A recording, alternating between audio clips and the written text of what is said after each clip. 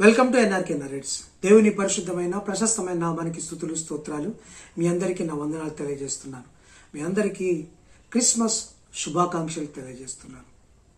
Christmas అనగా యేసు ప్రభువారు అంటే దేవాతి దేవుడు, పరలోకంలో ఉండే దేవుడు మనుజావతారుడై మనుష్య కుమారుడుగా ఈ లోకంలో లోకరక్షకుడిగా ఉదయించిన సందర్భమే క్రిస్మస్.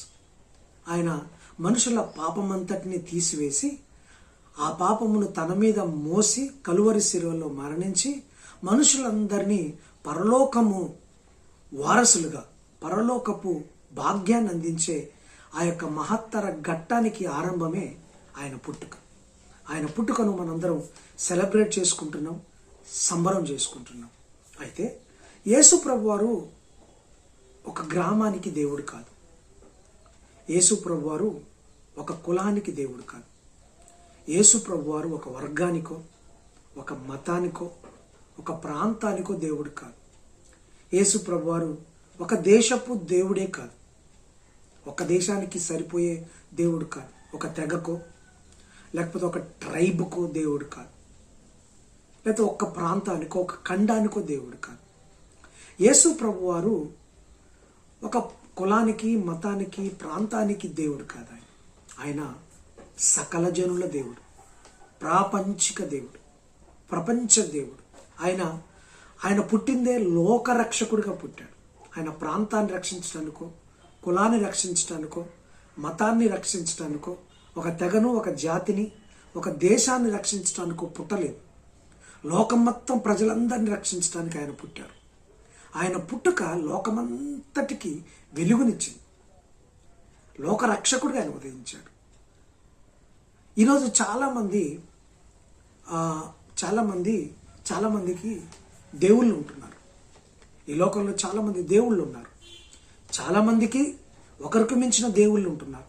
కులానికి దేవుడు ఉన్నారు, గ్రామానికి దేవుడు ఉంటారు, వాళ్ళ కులదైవం వేరుంటారు, వాళ్ళ మతానికి వేరు దేవుడు ఉంటారు, లేకపోతే వారి యొక్క ప్రాంతపు దేవుడు అంటారు, ఇంకొక వారి తెగకు దేవుడు ఉంటాడు, వారికి సంబంధించిన జాతికి దేవుడు ఉంటాడు. దేవుడు అనేవాడు లేకపోతే దేవుడు అనేవారు ఒక తెగకో, ఒక కులానికో, ఒక మతానికో సంబంధించిన వాడిగా ఉండరు. దేవుడు అనేవారు ఒక ప్రాంతానికో, ఒక జాతికో, ఒక ప్రాంతానికి, ఒక జాతికి, ఒక స్థితికే కంటేనై ఉండరు. దేవుడు అనేవారు సర్వమానవాళికి దేవుడై ఉండాలి, సర్వ సృష్టికి దేవుడై ఉండాలి, సర్వాన్ని ఆయనే సృజించిన వాడై ఉండాలి. అటువంటి దేవుడు ఎవరైనా ఉన్నారు అంటే ఆయన యేసుక్రీస్తు ప్రభువారే. ఎందుకంటే యేసు ప్రభువారు మనం అనుకుంటున్నట్టుగా, చాలామంది అనుకుంటున్నట్టుగా తక్కువ కులపు దేవుడు కాదు. చాలామంది అనుకుంటున్నట్టుగా విదేశీ దేవుడు అంతకంటే కాదు. చాలామంది భావిస్తున్నట్టుగా ఈయనేదో తెల్లవాళ్ళ దేవుడు కాదు, అమెరికా దేవుడు కాదు, ఓన్లీ యూదులకు సంబంధించిన దేవుడు కాదు. ఆయన పుట్టటం ప్రపంచ దేవుడిగా పుట్టాడు. ఆయన పుట్టటము లోకాన్ని రక్షించే దేవుడిగా పుట్టాడు. అంతే తప్ప ఒక తెగను ఉద్ధరించడానికి ఆయన పుట్టలేదు. కాకపోతే యూదా జాతిని మాత్రం ఆయన ఎంచుకున్నాడు ఈ లోకంలోకి రావడానికి. యూదా ప్రజలను ఎంచుకున్నాడు తప్ప ఆయన యూదులకు దేవుడు కాదు. ఒక ఇస్రాయేలు దేశానికే దేవుడు కాదు. ఒక ఖండానికో లేకపోతే ఆ మిడిల్ ఈస్ట్ కంట్రీస్కే దేవుడు కాదు. ఆయన ప్రాపంచిక దేవుడు. యేసుక్రీస్తు ప్రభువారు యూదా జాతిని ఎన్నుకోవటానికి కూడా ఒక కారణం ఉంది. ఏంటంటే యేసు ప్రభువారు ఈ లోకంలో పుట్టినప్పుడు అంటే 2020 సంవత్సరాలకు పూర్వం ఇప్పుడున్నంత విశాలమైన భూభాగం లేదు. అప్పుడు 3 ఖండాలే, ఆసియా ఖండం, ఆఫ్రికా ఖండం, యూరోప్ అంటే ఐరోపా ఖండం. ఈ 3 ఖండాలు మాత్రమే ఉన్నాయి. ఈ 3 ఖండాలకు సెంటర్ పాయింట్ అంటే కేంద్ర బిందువు, సెంటర్, నాభి లేదా నడిబొడ్డు ఏదంటే యెరూషలేం, ఇశ్రాయేలు దేశం యెరూషలేం. అందుకే యేసు ప్రభువారు ఏం చేశారంటే యూదా జాతిని, అక్కడ ఎవరున్నారో యూదా జాతిని ఎన్నుకొని ఆ యూదా జాతిలో నుంచి కన్యక అయిన మరియను ఏర్పరచుకొని పురుష ప్రమేయం లేకుండా పరిశుద్ధాత్మ మూలాన గర్భము ధరించి ఆ ప్రదేశంలో పుట్టడం జరిగింది. దేవుడు అనేవారు ఇందాక చెప్పాను కదా, ప్రపంచానికి దేవుడై ఉంటాడు, కానీ ఒక ప్రాంతానికి ఒక వర్గానికి ఒక దేవుడై ఉండడు కదా. యేసు ప్రభు వారు ప్రపంచానికి దేవుడు కాబట్టి ఆనాడు ప్రపంచపు నడిబొడ్డులో ఆయన జన్మించారు. ఆనాడే కాదండి, ఈనాడు కూడా యేసు ప్రభు వారు పుట్టిన ప్రాంతం కానీ, యేసు ప్రభు వారు మనుజావతారుడుగా నడయాడిన ప్రాంతం కానీ ప్రపంచానికి నడిబొడ్డులోనే ఉంది. ఇప్పుడు అమెరికా ఖండాలు వచ్చాయి, ఆస్ట్రేలియా ఖండం వచ్చింది, చీకటి ఖండాలు వచ్చాయి, ప్రపంచం విస్తరించిపోయింది. ఈ విస్తరించిపోయిన ఈ మూమెంట్లో కూడా, ఈ ఆధునిక మూమెంట్లో కూడా ఇజ్రాయెల్ దేశం కానీ యెరూషలేం కానీ నడిబొడ్డులో ఉంటుంది. వరల్డ్కి అన్ని ఖండాలకు నడిబొడ్డులో ఉంటాయి. అందుకే ఆయన ప్రాపంచిక దేవుడని మేము ఎందుకు పునరుద్ఘాటిస్తాం, ఎందుకు నొక్కి ఒక్కానిచ్చి చెప్తామంటే, ఆయన చరిత్రను చీల్చివేశాడు. క్రీస్తు పూర్వం క్రీస్తు శకం అన్నట్టుగా ఆయన శకపురుషుడిగా, యుగ పురుషుడిగా ఈ లోకంలో పుట్టాడు. అటువంటి పురుషుడు మళ్ళెప్పుడు పుట్టలేదు, మళ్ళెప్పుడు రాలేదు. అందుకే ఆయన ప్రాపంచిక దేవుడు, సకల జనుల దేవుడు, కులదేవుడు కాదు, సకల జనుల దేవుడు. అయితే ఆ తర్వాత యేసుప్రభు వారు పుట్టిన తర్వాత కూడా ఆయన యూదయ, సమరయ, గలిలయ అనే ఇశ్రాయేలు దేశంలో సంచరించినప్పటికీ, ఆయన అక్కడనే బోధ చేసినప్పటికీ, తను ఏర్పరచుకున్న 12 మంది శిష్యులు ప్రపంచం మొత్తము పరిచర్య జరిగించారు. ఒకవేళ ఆయన ఒక యూదా దేశానికి దేవుడైతే, ఒక యూదులకే దేవుడైతే, ఒక ఇశ్రాయేలు ప్రాంతానికే దేవుడైతే, ఆ 12 మంది శిష్యులు ఓన్లీ అక్కడే పరిచర్య జరిగించలేదు. అపోస్తలుడైన తోమ, అంటే 12 మంది శిష్యుల్లో ఒకరైన తోమ భారతదేశానికి వచ్చారు. పేతురు గారు యూరోప్ ఖండం వెళ్ళారు. అలాగే మత్తయి గారు, మత్తయి సువార్త రాసిన మత్తయి గారు ఆఫ్రికా ఖండం వెళ్ళారు. ఇలా ఆ 12 మంది శిష్యులు బూదిగంతముల వరకు సువార్తను వెదజల్లమన్న యేసు ప్రభు వారి యొక్క మాటను పట్టుకొని ప్రపంచవ్యాప్తంగా చెదిరిపోయారు. మరి ఆయన ఒక్క ప్రాపంచిక దేవుడు కాకుండా ఉండి ఒక వర్గానికి, ఒక కులానికి దేవుడై ఉంటే అక్కడికే కంటైన్ అయ్యి ఉండేవారు కదా. యేసు ప్రభు వారు ఎందుకు చెప్తాడు?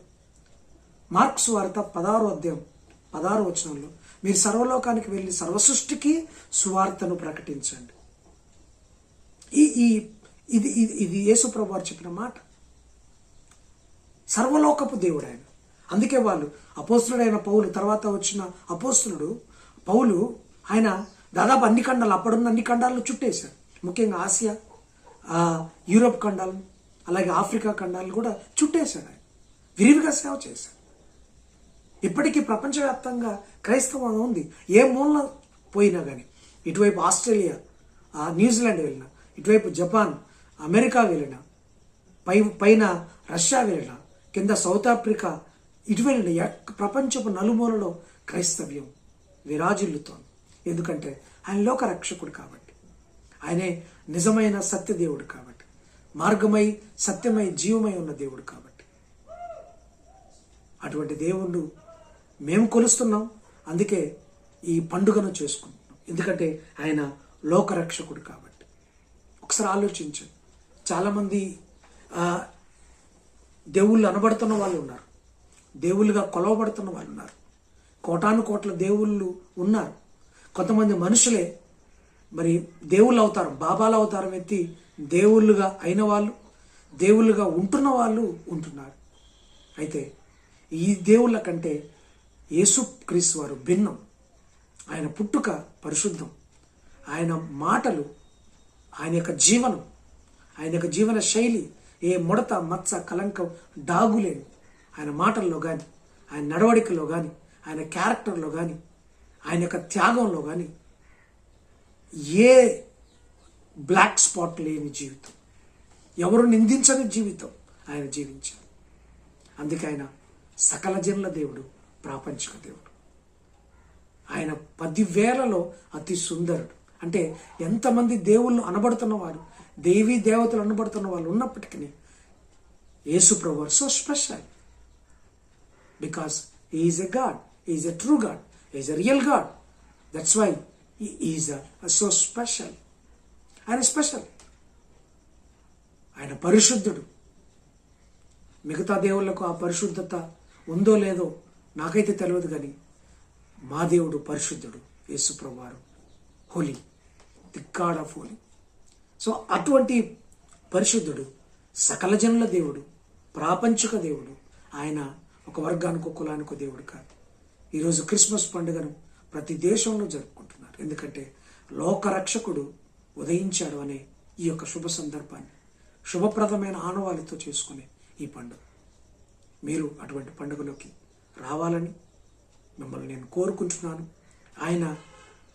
ఆయన మీరు విదేశీ దేవుడనో తక్కువ కులపాల దేవుడనో తృణీకరించడానికి ఆయన అటువంటి దేవుడు కాదు అనేది మీకు మరొక్కసారి మిమ్మల్ని మీకు గుర్తు చేస్తూ, ఆయన ప్రాపంచిక దేవుడు, ఆయన అందరికీ దేవుడు, ఆయన అందరికీ ప్రభువు, ఆయన అందరి రక్షణకు కారణమైన కారణ జన్ముడు.